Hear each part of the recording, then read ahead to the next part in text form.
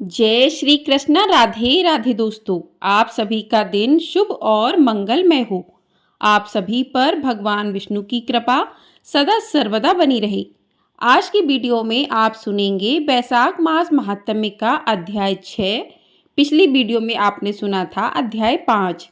यदि आपने उन अध्यायों को नहीं सुना है तो आप लोग जाकर सुन सकते हैं और आगे के अध्याय सुनने के लिए आप लोग चैनल को सब्सक्राइब कर सकते हैं, जिससे आप लोग आगे के सभी अध्याय सुन सकेंगे।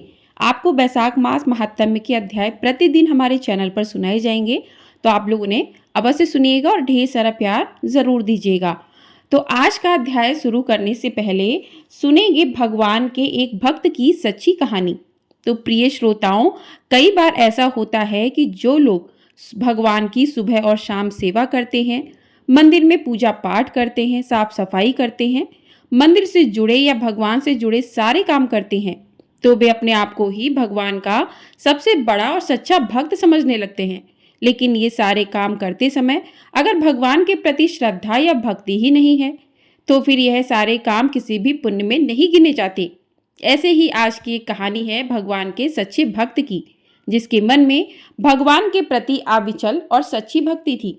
एक बार की बात है, एक गांव में एक पंडित जी रहा करते थे और उसी गांव में भगवान का एक बहुत बड़ा भक्त भी रहा करता था, जो भगवान की पूजा हमेशा सच्चे मन से किया करता था और भगवान के लिए सुबह सुबह बड़ी खुशी के साथ फूल लेने के लिए चला जाता था।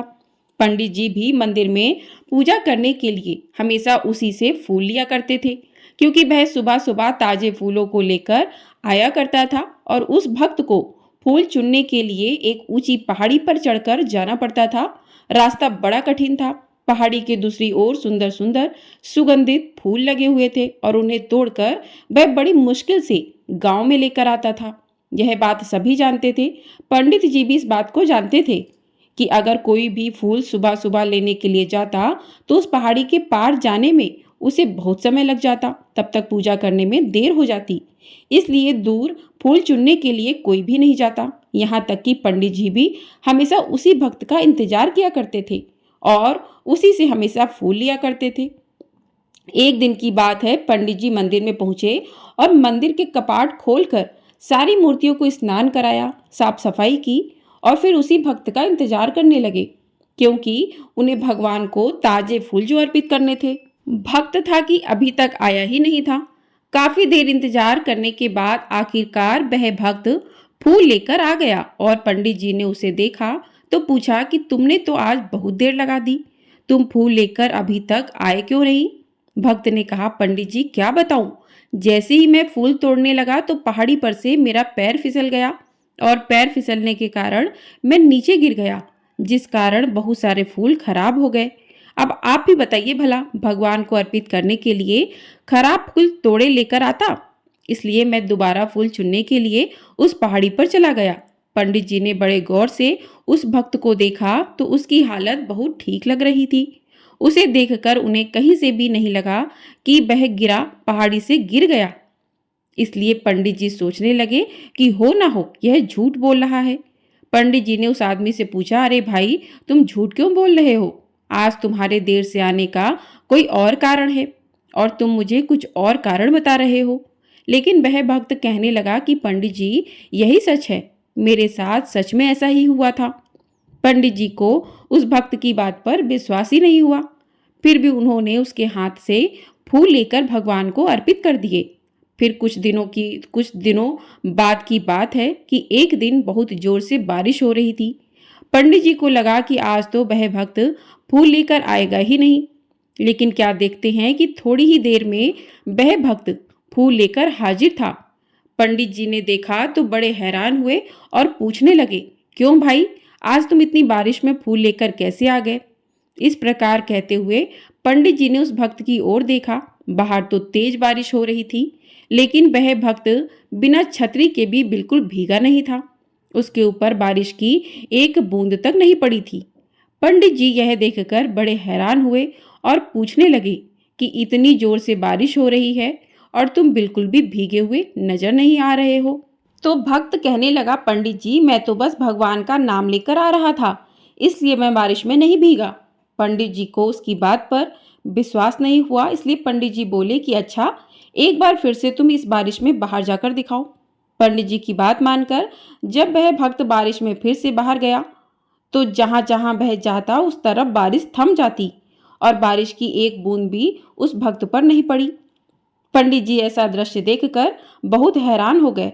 फिर उन्होंने सोचा कि जब यह इंसान ऐसा कर सकता है तो मैं क्यों नहीं कर सकता। मैं तो एक पंडित हूँ, फिर तो यह बारिश मुझे भी नहीं भिगोएगी, क्योंकि मैं भी तो भगवान का सच्चा भक्त हूँ।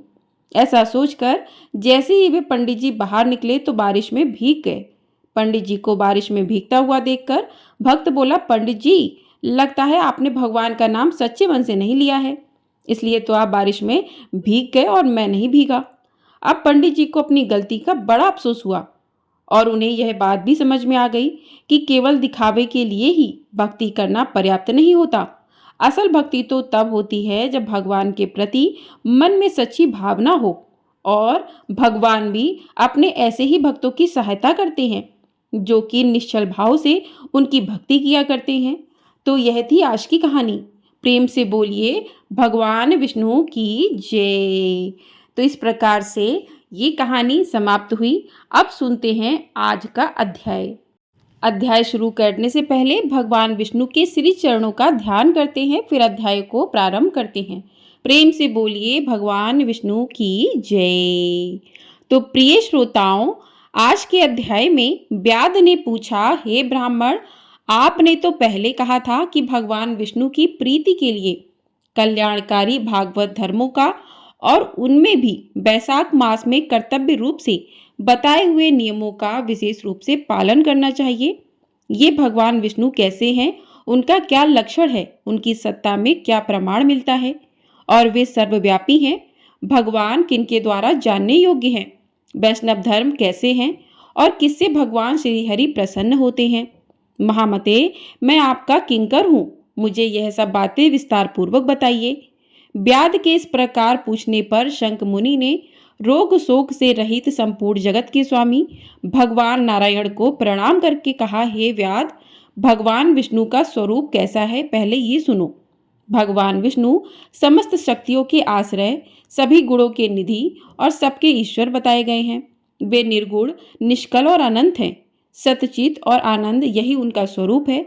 यह जो अखिल चराचर जगत है, अपने अधीश्वर और आश्रय के साथ नियत रूप से जिसके वश में स्थित है, जिससे इसकी उत्पत्ति, पालन, संहार, पुनरावृत्ति और नियमन आदि होते रहते हैं। प्रकाश, बंधन, मोक्ष और जीविका, इन सब की प्रवृत्ति जहाँ से होती है, वे ही ब्रह्म नाम से प्रसिद्ध भगवान विष्णु हैं। वे ही विद्वानों के सामान्य सर्वव्यापी परमेश्वर हैं। ज्ञानी पुरुषों ने उन्हीं को साक्षात परम ब्रह्म कहा है। वेद, शास्त्र, स्मृति, पुराण, इतिहास, 5 रात्र और महाभारत सबके सब विष्णु स्वरूप ही हैं। यह संपूर्ण जगत प्राण से उत्पन्न हुआ है, प्राण स्वरूप है, प्राण रूपी सूत्र में पिरोया हुआ है और प्राण से ही चेष्टा करता है। सबका आधारभूत सूत्र आत्मा प्राण ही विष्णु है, ऐसा विद्वान पुरुष कहते हैं। तब व्याध ने पूछा, हे ब्राह्मण, पूर्व काल में सनातन देव भगवान नारायण ने ब्रह्म आदि देवताओं की सृष्टि करके कहा कि देवताओं, मैं तुम्हारे सम्राट के पद पर ब्रह्मा जी की स्थापना करता हूँ। यही तुम सबके स्वामी हो। अब तुम लोगों में जो सबसे अधिक शक्तिशाली हो, उसे तुम स्वयं हो, युवराज के पद पर प्रतिष्ठित कर लो। भगवान के ऐसा कहने के बाद इंद्र आदि सभी देवता आपस में विवाद करते हुए कहने लगे कि मैं युवराज होऊंगा, मैं युवराज होऊंगा। किसी ने सूर्य को श्रेष्ठ बताया, किसी ने इंद्र को, किसी की दृष्टि में कामदेव ही सबसे सर्वश्रेष्ठ थे और कुछ लोग मौन ही खड़े रहे। आपस में कोई निर्णय न होता हुआ देखकर वे भगवान नारायण के पास पूछने के लिए गए और प्रणाम करके हाथ जोड़कर बोले कि हे महाविष्णु, हम सब ने अच्छी तरह विचार कर लिया, किंतु हम सब में श्रेष्ठ कौन है, यह हम अभी तक किसी प्रकार का निश्चय नहीं कर सके। हे प्रभु, अब आप ही निर्णय कीजिए। तब भगवान विष्णु ने हंसते हुए कहा, इस विराट ब्रह्मांड रूपी शरीर से जिसके निकल जाने पर यह गिर जाएगा और जिसके प्रवेश करने पर यह पुनः उठकर खड़ा हो जाएगा, वही देवता सर्वश्रेष्ठ होगा। भगवान के ऐसा कहने पर देवतागण कहने लगे, अच्छा प्रभु, ऐसा ही होगा। तब सबसे पहले देवेश्वर जयंत विराट शरीर के पैर से बाहर निकला। उसके निकलने से उस शरीर को लोग पंगु कहने लगे, लेकिन शरीर गिर नहीं सका। हालांकि वह चल नहीं पाता था, तो भी सुनता, पीता, बोलता, सूंघता और देखता हुआ पहले की तरह स्थिर ही रहा। इसके बाद गुहु देश से दक्ष प्रजापति निकलकर अलग हो गए। तब लोगों ने उसे नपुंसक कहा, किंतु उस समय भी वह शरीर गिर नहीं सका। इसके बाद विराट शरीर के हाथ से सब देवताओं के राजा इंद्र बाहर निकले। उस समय भी शरीर धरती पर नहीं गिरा। विराट पुरुष को सब लोग हस्तहीन अर्थात लूला कहने लगे। इसी प्रकार नेत्रों से सूर्य निकले। तब लोगों ने सूर्य के निकलने पर उसे अंधा और काना कहा। उस विराट शरीर का अब भी पतन नहीं हुआ। इसके बाद नासिका से अश्विनी कुमार निकले, किंतु शरीर नहीं गिर सका। केवल इतना ही नहीं, इतना ही कहा जाने लगा कि यह सूंघ नहीं सकता।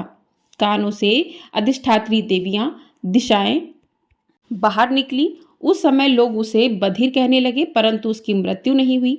वह शरीर फिर भी नहीं गिरा। इसके बाद जीवा से वरुण देव निकले। तब लोगों ने यही कहा कि पुरुष रस का अनुभव नहीं कर सकता, किंतु यह अभी तक धरती पर नहीं गिरा। इसके बाद बाक इंद्रिय से उसके स्वामी अग्निदेव निकले। अग्निदेव के निकलते ही वह विराट शरीर गूंगा हो गया, किंतु फिर भी नहीं गिरा। फिर अंतःकरण से बोध स्वरूप रुद्र देवता अलग हो गए।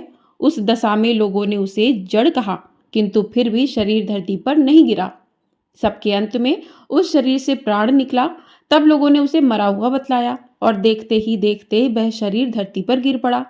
इससे देवताओं के मन में बड़ा विस्मय हुआ और बोले, प्रभु, हम लोगों में से जो भी इस शरीर में प्रवेश करके इसे पहली की तरह उठा देगा अर्थात जीवित कर देगा, वही युवराज होगा। ऐसी प्रतिज्ञा करके सभी क्रमशः उस शरीर में एक एक करके प्रवेश करने लगे। जयंत ने पैरों में प्रवेश किया, किंतु वह शरीर नहीं उठा। प्रजापति दक्ष ने गुहा इंद्रियों में प्रवेश किया, शरीर नहीं उठा।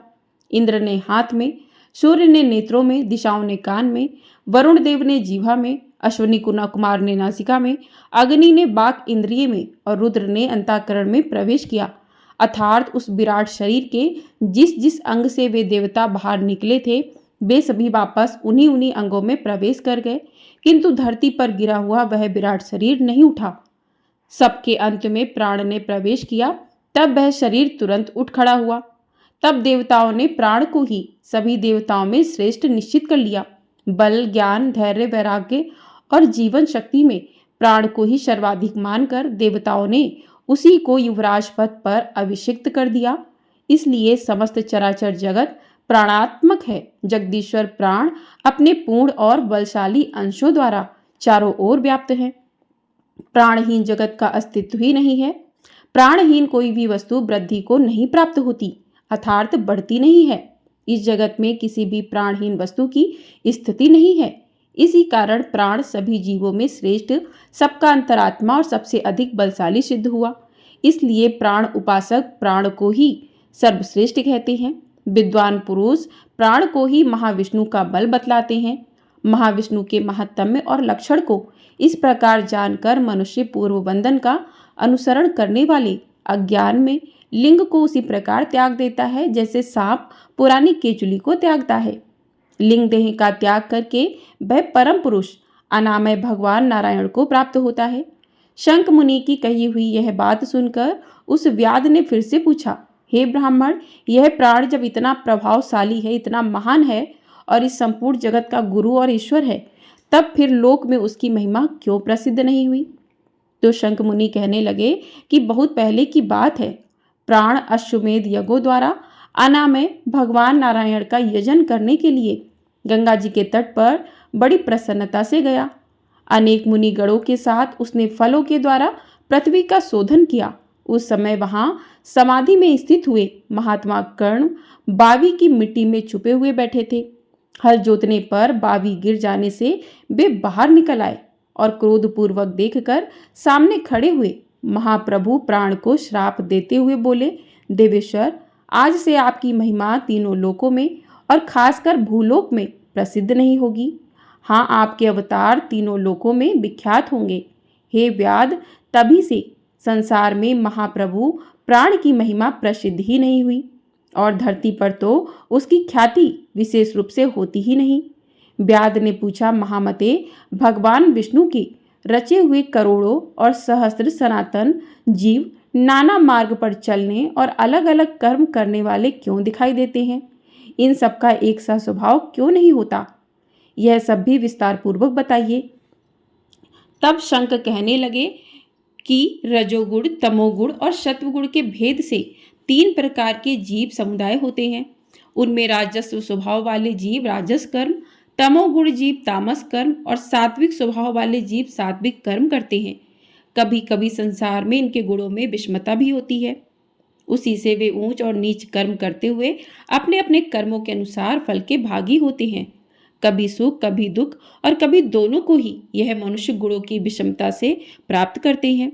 तमोगुणी जीव तामसी वृत्ति से ही अपना जीवन चलाते हैं और हमेशा महान दुख में डूबे रहते हैं। उनमें दया बिल्कुल नहीं होती, बड़े क्रूर होते हैं और लोक में सदा देश से अपना जीवन चलता है। राक्षस और पिशाच आदि तमोगुणी जीव हैं जो तामसी गति को प्राप्त होते हैं। राजसी लोगों की बुद्धि मिश्रित होती है। वे पुण्य और पाप दोनों ही कर्म करते हैं। पुण्य करते हैं तो स्वर्ग पाते हैं और पाप करते हैं तो यातना भोगते हैं। इसी कारण यह मंदभाग्य पुरुष बार बार इस संसार में आते जाते रहते हैं। जो सात्विक स्वभाव के मनुष्य हैं वे धर्मशील, दयालु, श्रद्धालु, दूसरों के दोष ना देखने वाले और सात्विक वृत्ति से अपना जीवन चलाने वाले होते हैं। इसलिए अलग अलग कर्म करने वाले जीवों के एक दूसरे से अलग अलग अनेक प्रकार के भाव हैं। उनके गुण और कर्म के अनुसार महाप्रभु श्री विष्णु अपने स्वरूप की प्राप्ति कराने के लिए उनसे कर्मों का अनुष्ठान करवाते हैं। भगवान श्री विष्णु पूर्ण काम है। उनमें विषमता और निर्दयता आदि दोष नहीं है। वे तो एक समान भाव से ही सृष्टि, पालन और संहार करते हैं। सभी जीव केवल अपने गुण से ही कर्म फल के भागी होते हैं। जैसे माली बगीचे में लगे हुए सभी वृक्षों को एक समान रूप से सींचता है और एक ही कुएं के जल से सभी वृक्ष भी पलते हैं, फिर भी वे अलग अलग स्वभाव को प्राप्त होते हैं। इसमें बगीचा लगाने वाले में किसी भी प्रकार की विषमता या निर्दयता का दोष नहीं होता। देवादिदेव भगवान विष्णु का एक निमेष ब्रह्म जी के कल्प के समान माना गया है। ब्रह्म कल्प के अंत में देवादिदेव शिरोमणि भगवान विष्णु का उन्मेष होता है, अर्थात वे आँख खोलकर देखते हैं। जब तक भगवान विष्णु आँख खोलकर देखते हैं तब तक प्रलय है। निमेषे में स्थित संपूर्ण लोकों की सृष्टि करने की इच्छा करते हैं। अब व्याध ने पूछा, हे महामुने, भागवत धर्म कौन कौन से हैं और किनके द्वारा भगवान विष्णु प्रसन्न होते हैं? कृपया यह भी बताइए। तब शंख ने कहा, जिससे अंतःकरण की शुद्धि होती है, जो साधु पुरुषों का उपकार करने वाला है और जिसकी किसी ने भी निंदा नहीं की हो, उसे तुम सात्विक धर्म समझो। वेदों और स्मृतियों में बताए हुए धर्म का अगर निष्काम भाव से पालन किया जाए तो वह लोक से विरुद्ध ना हो तो उसे भी सात्विक धर्म ही जानना चाहिए।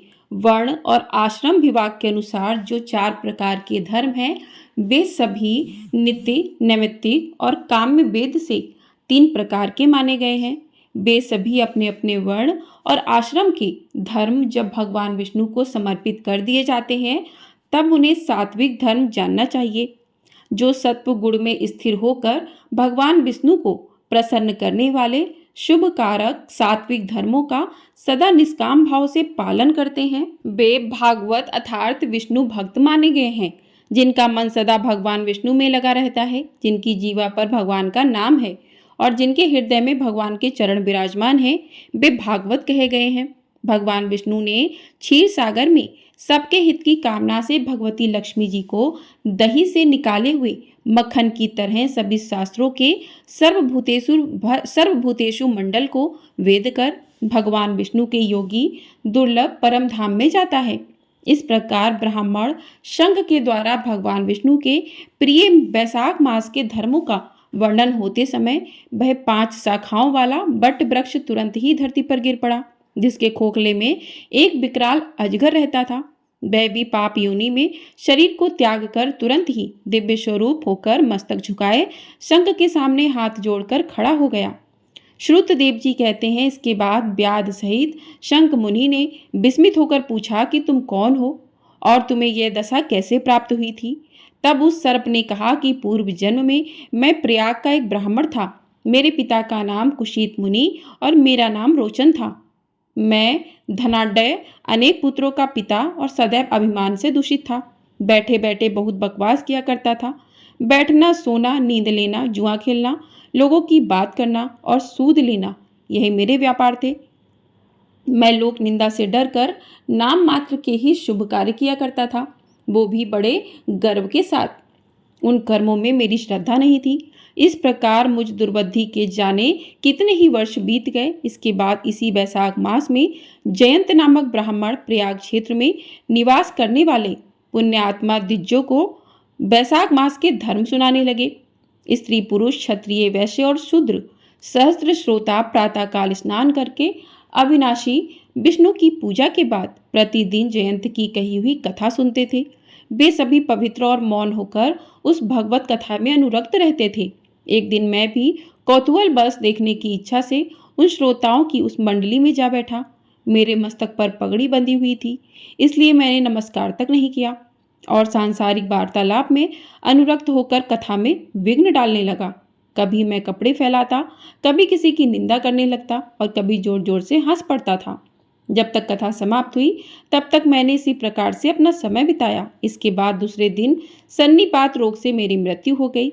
मैं तपाए हुए शीशे के जल से भरे हुए हलाहल नरक में डाल दिया गया और 14 मनवंतरों तक मैं वहीं पड़ा हुआ यातना भोगता रहा। इसके बाद 84 लाख योनियों में क्रमशः जन्म लेता और मरता हुआ मैं इस समय क्रूर तमोगुण सर्प होकर इस वृक्ष के खोखले में रह रहा हूँ। मुने, सौभाग्यवश आपके मुखारबंद से निकली हुई अमृतमयी कथा को मैंने अपने दोनों नेत्रों से सुना, जिसे सुनकर तत्काल ही मेरे सारे पाप नष्ट हो गए। मुनि श्रेष्ठ, मैं नहीं जानता आप किस जन्म के मेरे बंधु हैं, क्योंकि मैंने कभी किसी का उपकार नहीं किया, तो भी मुझे आपकी कृपा प्राप्त हुई। वह जिनका मन समान है और जो सभी प्राणियों पर दया करने वाले साधु पुरुष हैं, उनमें परोपकार की स्वाभाविक भावना होती है। उनकी कभी भी किसी के प्रति विपरीत बुद्धि नहीं होती। आज आप मुझ पर कृपा कीजिए, जिससे मेरी बुद्धि भी धर्म में लग जाए। देवादिदेव भगवान विष्णु की मुझे कभी विस्मृति न हो और साधु चरित्र वाले महापुरुषों का सदा संग प्राप्त हो। जो लोग मध्य से अंधे हो रहे हो, उनके लिए एकमात्र दरिद्रता ही उत्तम अंजन है। इसी प्रकार नाना तरह से स्तुति करके रोचन ने बार बार शंख को प्रणाम किया और हाथ जोड़कर चुपचाप उनके आगे खड़ा हो गया। तब शंख ने कहा कि हे ब्राह्मण, तुमने वैशाख मास और भगवान विष्णु का महात्म्य सुना है। इससे उसी क्षण तुम्हारा सारा बंधन नष्ट हो गया। हे ब्राह्मण, परिहास, भय, क्रोध, द्वेष भावना या फिर स्नेह से भी एक बार भगवान विष्णु के पापहारी नाम का उच्चारण करके बड़े भारी पापी भी रोग शोक रहित वैकुंठ धाम में चले जाते हैं।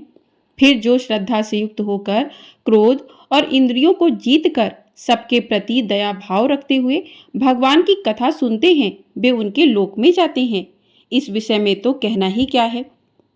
कितने ही मनुष्य केवल भक्ति के बल से एकमात्र भगवान की कथा वार्ता में तत्पर होकर अन्य सभी धर्मों का त्याग कर देने पर भी भगवान विष्णु के परम पद को पा लेते हैं।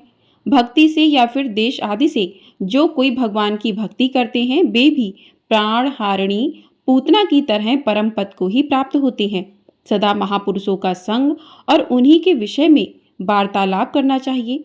रचना शिथिल होने पर भी जिसके प्रत्येक श्लोक में भगवान के सुयश सूचक नाम है, वही प्राणी जन समुदाय की पाप राशि का नाश करने वाली है।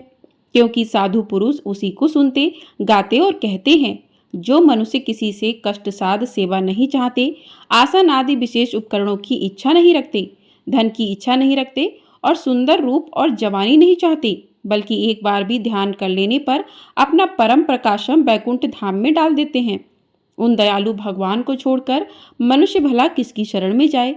उन्हीं रोग शोक से रहित चित्त द्वारा चिंतन करने योग्य अव्यक्त दया निधान भक्त वत्सल भगवान नारायण की शरण में जाओ। महामते, वैशाख मास में कहे हुए इन सब धर्मों का पालन करो।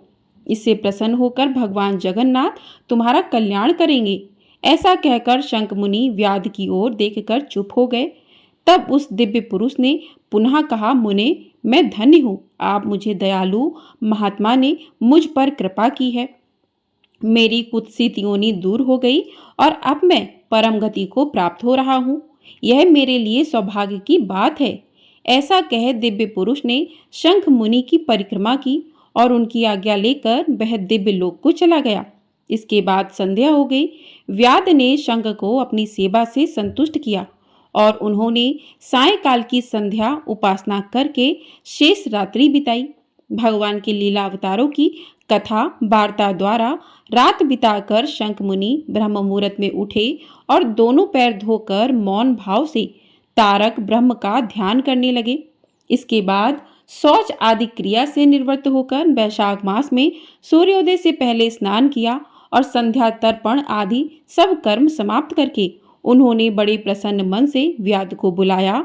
बुलाकर उसे राम इस 2 अक्षर वाले नाम का उपदेश दिया, जो वेद से भी अधिक शुभ है।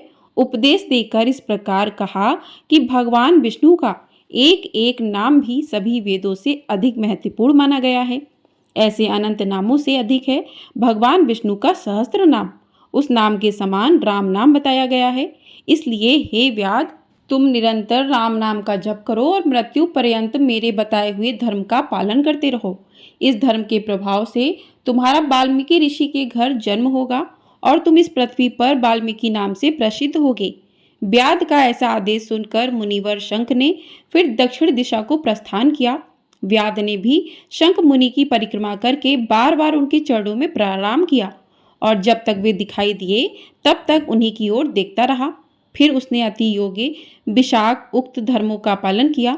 जंगली कैद, कटहल, जामुन और आम आदि के फलों से राह चलने वाले थके मांदे पथिकों को आता, पंखा आदि के द्वारा और बालू के बिछावन और छाया आदि की व्यवस्था से रास्ते में चलने वाले पथिकों को स्नान करके दिन रात राम नाम का जप करता था। इस प्रकार धर्मानुसार संसार में दिव्य राम कथा को प्रकाशित किया, जो कि सभी कर्म बंधनों को काटने वाली है।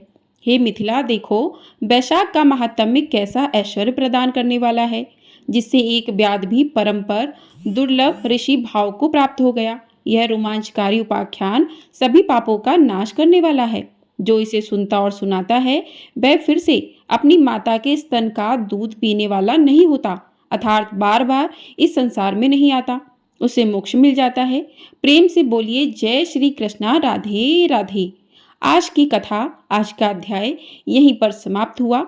इसके आगे के अध्याय में आप जानेंगे धर्म वर्ण की कथा, कलयुग की अवस्था का वर्णन, धर्म वर्ण और पितरों का संवाद और वैशाख मास में आने वाली अमावस्या की श्रेष्ठ के बारे में। आशा करती हूँ आपको आज का अध्याय पसंद आया होगा। वीडियो पसंद आई हो उसको लाइक कर लीजिएगा। चैनल पर नए हैं तो चैनल को सब्सक्राइब भी कर लीजिएगा। आपको हमारे चैनल पर वैशाख मास महात्म्य के अध्याय प्रतिदिन सुनाए जा रहे हैं, तो आप लोग इन अध्यायों को सुनने के लिए चैनल को सब्सक्राइब अवश्य कर लें। वीडियो को लाइक कर दें और कमेंट बॉक्स में जय श्री कृष्णा, राधे राधे अवश्य लिखिएगा। जय श्री कृष्णा, राधे राधे।